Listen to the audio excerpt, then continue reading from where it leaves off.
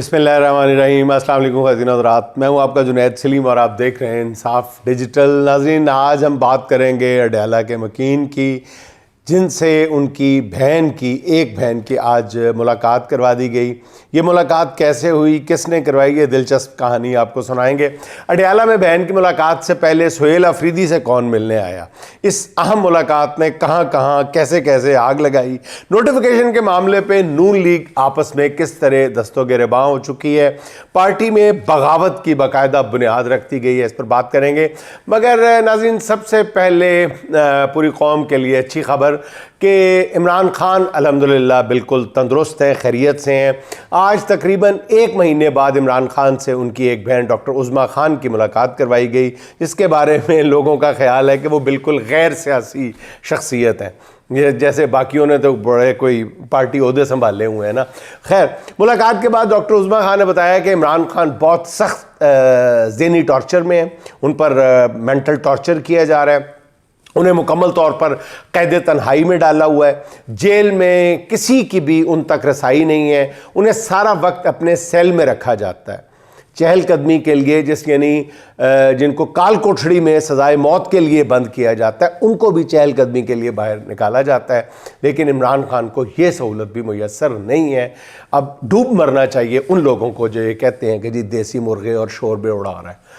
इमरान खान की बहन ने उनकी सिर्फ डॉक्टर उज़्मा की सिर्फ 20 मिनट की मुलाकात करवाई गई। इस दौरान इमरान खान ने क्या पैगाम दिया, इस बारे में तफसीली बयान तो शायद बाद में किसी वक्त जारी किया जाएगा। अलबत्ता इस मुलाकात के लिए इजाज़त कैसे दी गई, ये बड़ी दिलचस्प कहानी है। किसने कैसे हुकूमत को जलील कराया है। ज़राए के मुताबिक हुकूमत ने फैसला किया और उस फैसले का ऐलान किया, बार बार किया, बबांगे दौल किया कि इमरान खान से मुलाकात सवाल ही नहीं पैदा नहीं होता, किसी तरह भी नहीं। इस बारे में वज़रा और हुकूमती नुमाइंदे कल से ख़ास तौर पर गला फाड़ फाड़ कर बता रहे थे। एक मामले ख़ुसूसी हैं, वो बाकायदा TV चैनल्स पर जा जा के दरवाज़ा खड़का खड़का के बता रहे थे कि जनाब इमरान खान से किसी की मुलाकात नहीं होने दी जाएगी, जो चाहे मर्जी कर लो। आज दिन के वक्त वज़ीर मुमलिकत तलाल चौधरी साहब यही कहते रहे कि मुलाकात सवाल ही पैदा नहीं होता, सारे वज़रा यही कहते रहे। फिर सवाल ये है कि मुलाकात अचानक कैसे होगी। इस बारे में कुछ ज़राए ने कल रात ही बता दिया था कि आज इमरान खान की किसी एक बहन से मुलाकात ज़रूर करा दी जाएगी। ये फ़ैसला उनका था जिनके बारे में कहा जाता है कि वो अडयाला जेल के मामलात को कंट्रोल करते हैं। ज़राए के मुताबिक इमरान खान की बहन से मुलाकात करा के आज किसी ने किसी को नीचा दिखाने की कोशिश की है, और इन हालात में अगर हुकूमत को किसी ने नीचा दिखाया है तो उसका बहुत गहरा मतलब है, बहुत गहरा मतलब है। नाज़रीन, मेरी ये बात समझने की कोशिश करें, बग़ैर कहे समझने की कोशिश करें। आज हुकूमत का फैसला था कि इमरान खान से किसी कीमत पर किसी तरह भी किसी की मुलाकात नहीं होने दी जाएगी, और इस फैसले को वीटो उन लोगों ने किया जो इस बात की ताकत रखते हैं। इस मुलाकात से पता चल जाता है नाज़रीन कि पस पर्दा मामलात की नौइयत क्या है। कोई बात जो है इशारों किनारों से भी समझ लिया करें नाज़रीन, मैंने तो सारी बात ऐसे खोल के रख दी है। नाज़रीन, अब आते हैं कि आज दिन भर होता क्या रहा है। तहरीक इंसाफ ने आज बड़े एहतजाज के लिए रिहर्सल की एक तरह से कॉल दी थी। आज PTI के कारकुनों ने सवाबी इंटरचेंज से मोटरवे बंद की थी और हज़ारों की तादाद में कारकुन मोटरवे पे आ गए और कई घंटे मोटरवे ब्लॉक किए रखी। नाज़रीन, इस कदर जोश था, इस कदर गाड़ियों की और लोगों की तादाद थी कि बयान से बाहर। मेरा ख्याल है कि देखने वालों ने आज देख लिया होगा, और जो लोग गवर्नर राज की बातें कर रहे हैं उनको भी समझ लग जानी चाहिए कि मामला कहाँ तक जा सकता है। इसके बाद वज़ीर आला सुहेल अफरीदी के ऐलान के मुताबिक PTI के तकरीबन तमाम अरकान असम्बली और बेशतर टिकट होल्डर्स पहले इस्लामाबाद हाई कोर्ट पहुँचे। हालांकि हुकूमत ने गुज़िश्ता रोज़ रावलपिंडी इस्लामाबाद में दफ़ा 144 लगा दी थी। इसके बावजूद बड़ी तादाद में अरकान असम्बली और कारकुन इस्लामाबाद हाई कोर्ट के बाहर मौजूद थे। पुलिस की बड़ी नफरी भी सुबह सवेरे ही अदालत के बाहर मौजूद थी, जिसने कारकुनों को अदालत के हाथे से कम बाहर नहीं जाने दिया। 1 बजे के बाद अरकान पार्लियामेंट ने अडयाला का रुख कर लिया, जिसके बाद बड़ी तादाद में कारकुन वहाँ भी पहुँच गए। बिला मुबालगा अडयाला जेल के बाहर कारकुनों की तादाद नाज़रीन हज़ारों में थी और तमाम कारकुन पूरी तरह चार्ज्ड थे। मेरा ख्याल है, मैं बार बार ये अर्ज़ कर रहा हूँ कि नाज़रीन, जिन लोगों को जो गवर्नर राज की बातें कर रहे हैं उनको मैसेज जिस तरह का मिलना चाहिए था, मेरा ख्याल है मिल चुका है। और इन कारकुनों को रोकने के लिए पिंडी के 12 थानों की फोर्स बुलाई गई थी। उनमें से कुछ यूनिफॉर्म में थे और बहुत बड़ी तादाद सादा कपड़ों में थी। पुलिस ने आज 5 मकामात पे नाके लगाए हुए थे। अडयाला की तरफ जाने वाले रास्ते जो है वो सुबह से ही वहाँ पे जितनी दुकानें थी वो भी बंद करा दी गई। तमाम पेट्रोल पंप्स भी जो थे वो भी खुलने ही नहीं दिए गए। इन तमाम इंतजाम से लग रहा था कि हुकूमत आज भी किसी सूरत इमरान खान से मुलाकात नहीं होने देगी, नहीं मुलाकात करवाएगी। मगर फिर हुआ क्या? वही जो पहले बयान कर चुका हूँ कि जिन्होंने मुलाकात करानी थी उन्होंने करा दी, जिन्होंने ज़रूरी समझा उन्होंने मुलाकात करा दी और ये लोग देखते ही रह गए। इन लोगों को शायद नीचा दिखाना भी मकसूद था और बताना था कि बच्चे आराम नाल ज़रा हौली हौली, तो वो बता दिया गया। आज नाज़रीन सोहेल अफरीदी ने भी अडयाला के बाहर पहुंचना था, मगर ऐन वक्त पर उन्हें अपने शेड्यूल में तब्दीली करना पड़ी। आज अमरीकी कौंसल जनरल सफारत खाने के वफ्द के हमरा सोहेल अफरीदी से मिलने आ गए। ज़राए का ये कहना है कि ये मुलाकात पहले से शेड्यूल नहीं थी। वज़ीर आला सोहेल अफरीदी भी उनको कल रात ही बताया गया था कि जी अमरीकी कौंसल जनरल उनसे कल मिलना चाहते हैं। सोहेल अफरीदी ने मुलाकात पर रजामंदी जाहिर की तो आज मिलने आ गए।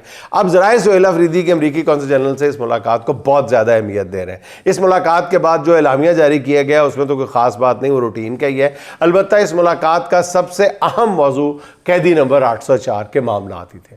ज़राए कहते हैं कि इस मुलाकात के दौरान ही नौजवान वज़ीर आला को बता दिया गया था कि आज इमरान खान से बहनों की मुलाकात करा दी जाएगी। शायद इसी वजह से सोहेल अफरीदी ने अडयाला जाने का प्रोग्राम मुलतवी कर दिया था। कौंसल जनरल की अचानक होने वाली इस मुलाकात पर हुकूमती हलकों में एक आग नहीं लगी हुई, बाकायदा थरथली है कि पता नहीं क्या बात की है, कर दी है, पता नहीं कौंसल जनरल ने सोहेल अफरीदी को क्या कह दिया है।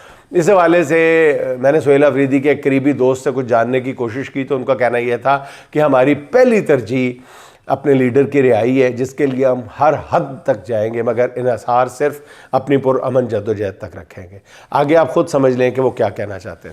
सोहेल अफरीदी के बतौर वज़ीर आला ऑफिस संभालने के बाद नाज़रीन खैबर पख्तूनख्वा में गवर्नर राज के ऑप्शन पर गौर हो रहा है। मैं बार बार अर्ज़ कर रहा हूँ कि आज एक तो मुलाकात के हवाले से और एक स्वाबी में होने वाले मुजाहरे के बाद मेरा ख्याल है कि उनको जो गवर्नर राज का ख्वाब देख रहे हैं उनको खासा बड़ा धचका लगा होगा। और नाज़रीन मैं पहले दिन से अर्ज़ कर रहा हूँ, तकरीबन अब तमाम लोग ये कहना शुरू हो गए हैं कि जी गवर्नर राज पे बहुत सीरियसली गौर हो रहा है। नाज़रीन मैं बता रहा हूँ कि कोई गवर्नर राज नहीं लगने जा रहा। पता नहीं, हो सकता मेरी इत्तला गलत साबित हो, लेकिन मैं अपने मौक़िफ़ पे कायम हूँ कि गवर्नर राज नहीं लगने जा रहा।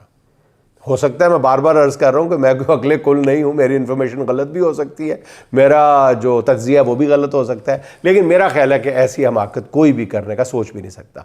मरकज़ में बैठे दिमाग ये समझ रहे थे कि जनाब जिस तरह अली मुइन गंडापुर एक फरमाबरदार वज़ीर आला बन के काम करते हैं, सोहेल अफरीदी भी कुछ दिनों के बाद इसी रास्ते पर आ जाएगा। मगर सोहेल अफरीदी अंदाज़ों से बिल्कुल ही बरअक्स साबित हुआ है। अफरीदी हर रोज़ ऐसे इक़दाम कर रहा है जिससे एक तरफ मरकज़ में बैठी कुव्वतों की परेशानी बढ़ रही है, दूसरी तरफ तहरीक इंसाफ एक नुक्ते पे इकट्ठी हो रही है। इस पर कहीं परेशानी जो है, कहीं परेशानी बहुत बढ़ गई है, जिसके बाद गवर्नर राज वाली तजवीज़ का ढंडोरा पीटा जा रहा है। नाज़रीन गौर शौर नहीं हो रहा, उसका ढंडोरा ज़ोरों शोर से पीटा जा रहा है। इदारों के तर्जुमान अरकान असम्बली हों या साफ़ी हों, सब एक ही राग पे कवाली कर रहे हैं कि जी गवर्नर राज बस आया क्या आया। फैसल वापडा कहता है कि उन्होंने बदमाशी ख़त्म ना की तो गवर्नर राज आ सकता है। मोहतरम जनाब मुनीब फ़ारूक साहब यही बता रहे हैं कि जीगा जाना ठहर गया, गवर्नर राज जो है किसी वक्त भी लगाया जा सकता है, बस अभी असर मगरिब इशा के बाद लग जाएगा। वैसे अगर देखा जाए तो गवर्नर राज के नफाज और उसकी तौसीक के लिए पहले तमाम इक़दाम कर लिए गए हैं। वफाकी आइनी अदालत भी बन चुकी है जिसमें आइन के मुहाफ़िज़ जजेस जो हैं गवर्नर राज की तौसीक के लिए मौजूद है। बल्कि अगर किसी जगह तहरीक इंसाफ पर पाबंदी का फैसला हुआ तो उसके लिए भी आइनी अदालत ठप्पा लगाने के लिए तैयार बैठी है। वैसे तो नाज़रीन ज़िम्मेदार जो है वो इलेक्शन कमीशन पहले ही तहरीक इंसाफ की रजिस्ट्रेशन उसने मुअत्तल कर रखी है। इन हालात में पाबंदी का फ़ैसला कोई मतलब अहमियत ही नहीं रखता कि वो रजिस्ट्रेशन ही मुअत्तल है। लेकिन $1 मिलियन क्वेश्चन ये है कि क्या गवर्नर राज काम करेगा? बिलफर्ज अगर लग जाता है तो क्या वो कारगर होगा?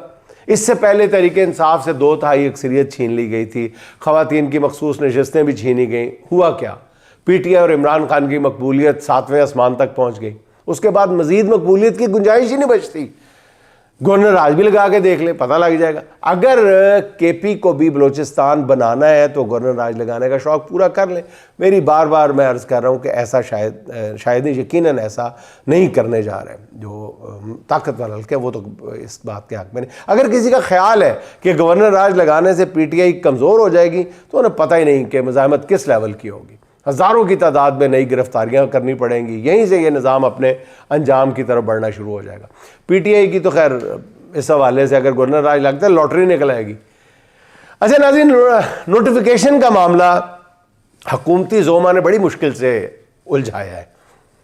अपने गुज़िश्ता वीलॉग में अर्ज़ किया था ना मैंने कि इस मामले को बहुत ज़्यादा संजीदगी से नहीं ले रहा था, मगर जिस तरह नून लीग अपने प्यादे और सवार नोटिफिकेशन के मामले में बारी बारी मैदान में उतार रही है, उससे अंदाज़ा लगाया जा सकता है कि कहीं ना कहीं मामला गड़बड़ ज़रूर है। अगरचे इस लड़ाई का अंजाम हर किसी को पता है, मगर जिस तरह नून लीग ने ये लड़ाई लड़ने की कोशिश की है, इस हमाकत पर उन्हें 21 तोपों की सलामी दी जानी चाहिए। नून लीग की क़यादत ने अपना बयानिया आगे बढ़ाने के लिए अब अपनी एक और वफादार सहाफ़ी को मैदान में उतारा है।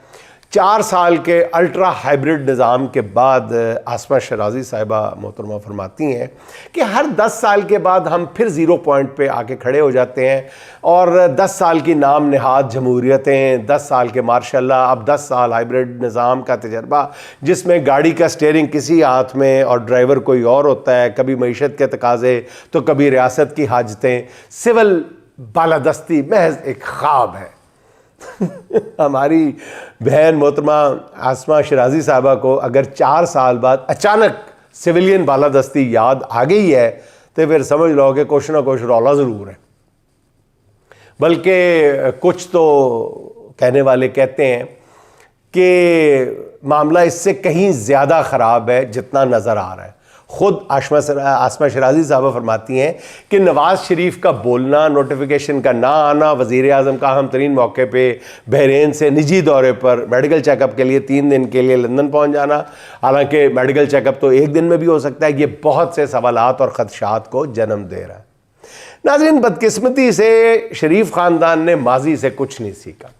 एक तरफ अबसार आलम और आसमा शराजी जैसे किरदारों के ज़रिए सिविलियन बालादस्ती का एजेंडा बढ़ाया जा रहा है, दूसरी तरफ राना सनाउल्लाह जैसे लोग ये कोशिश कर रहे हैं कि मामला बिल्कुल ही कंट्रोल से बाहर ना निकल जाए। वो वजाहतें दे रहे हैं कि जी Nawaz Sharif chief of defence forces के नोटिफिकेशन में रुकावट नहीं है, ये तासुर गलत है, नवाज़ शरीफ की गुफ्तगू को खामखा इस मामले से जोड़ा जा रहा है, वो तो बड़े मासूम है। वो उन्होंने कहा, मैं कह रहा हूँ, वो साबित करने के तो बड़े मासूम से चुचू है।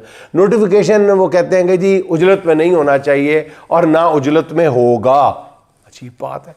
ये नून लीग का नाज़रीन ज़हन में रखे पुराना वतीरा है, गुड कॉप बैड कॉप वाला, मगर अब ये खेल शायद जिस शख्स के साथ उनका पाला पड़ा हुआ है, ये खेल चलने वाला नहीं है।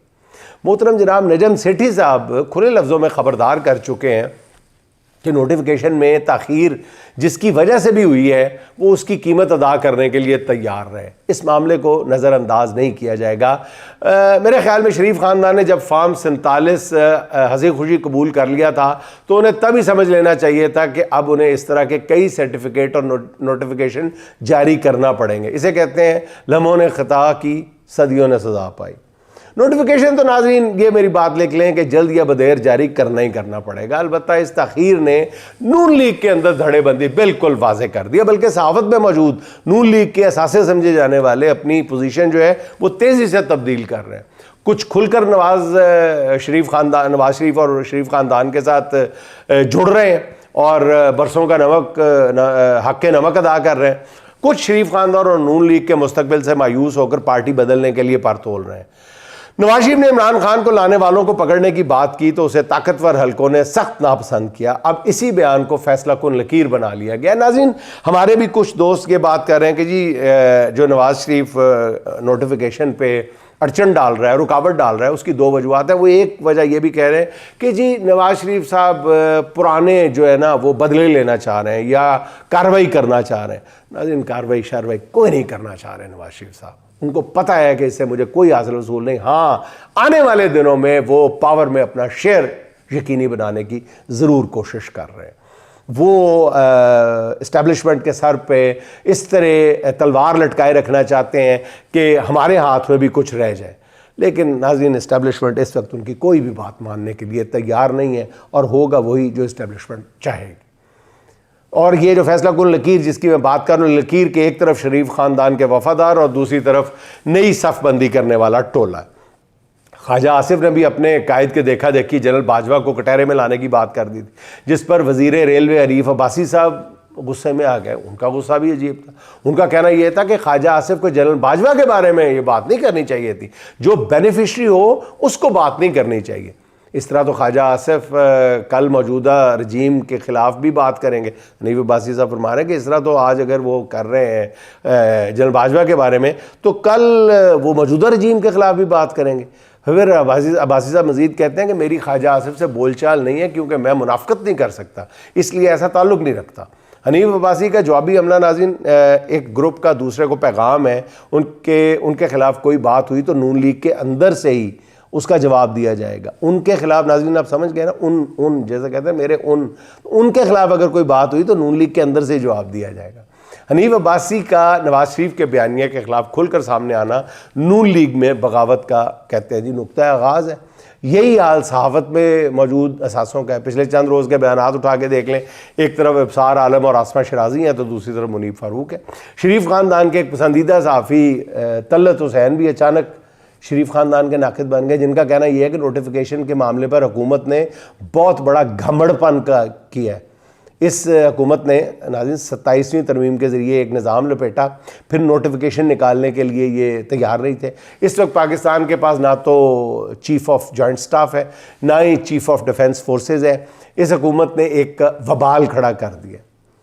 अगर नाज़रीन नोटिफिकेशन में मज़ीद ताख़ीर हुई तो ये तकसीम भी मेरा ख्याल है मज़ीद वाज़े होती जाएगी। अच्छा नाज़रीन, इस्लामाबाद में एक इंतहाई अफसोसनाक वाक़या पेश आया, अगर जिक्र ना करूँ तो ये ज़्यादती होगी। सेक्रेटेरिएट चौक मेट्रो स्टेशन के करीब स्कूटी पे जाती हुई दो लड़कियों को एक गाड़ी ने टक्कर मारी है और दोनों लड़कियां जाँ बाग हो गई हैं। बताया जा रहा है कि गाड़ी इस्लामाबाद हाई कोर्ट के एक जज जस्टिस आसिफ का कमसन बेटा चला रहा था, जिसके पास ऑब्वियसली लाइसेंस भी नहीं था। इन जज साहब का तबादला करके उन्हें इस्लामाबाद लाया गया था। 26वीं तरमीम के बाद जजेस को कानून के नफाज के नाम पर तनख्वाह के साथ एक भारी रकम भी दी जाती है, मगर जज साहब अपने घर में ही कानून का नफाज नहीं कर सके। अब देखते हैं कि लोअर मिडिल क्लास की इन मासूम बच्चियों के लवाहिकीन को कौन इंसाफ देता है। खदशा या तवक्को यही है कि इन बच्चियों के बदकिस्मत वालिदैन को दबाव में लाकर उनसे सुलह कराई जाएगी। अल्लाह करे ऐसा ना हो। नाज़रीन, आखिर में फरहाना अंबर के दो चार अशार सुन लें।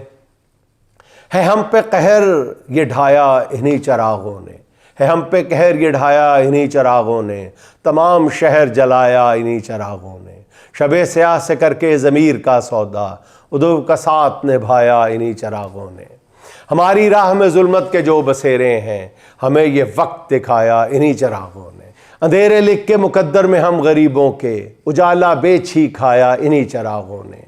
हमारी रोशनी हमसे ही छीन कर अंबर, हमारी रोशनी हमसे ही छीन कर अंबर, ये कैसा हश्र उठाया इन्हीं चरागों ने। नाज़रीन, खुश रहें, खुश रखें। आपसे मुलाकात होगी इंशाअल्लाह अगले व्लॉग में। अल्लाह हाफ़िज़।